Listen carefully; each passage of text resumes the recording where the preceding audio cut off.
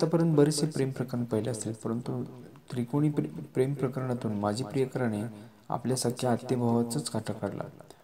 त्रिकोणी प्रेमातून तरुणीच्या माजी प्रियकराने हातोड्याने डोके ठेचून तरुणाची निर्घृण हत्या केली. ही थरारक घटना रविवारी सायंकाळी संत गाडगेबाबा नगर भागात घडली, नागपूरमध्ये.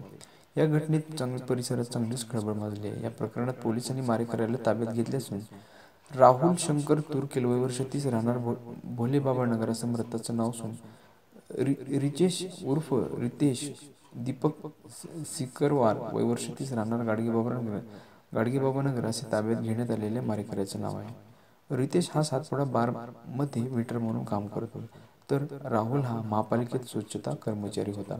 रितेश हा नात्याने राहुलचा आतेभाऊ लागतो. रितेशचा एका तरुणीसोबत प्रेमसंबंध होते. कालांतराने दोघांमध्ये दुरावा निर्माण झाला. याच दरम्यान तरुणीचे राहुल यांच्यासोबत प्रेमसंबंध सुरू झाले. दोघांनी लग्नही केले असल्याचं सांगण्यात येत आहे.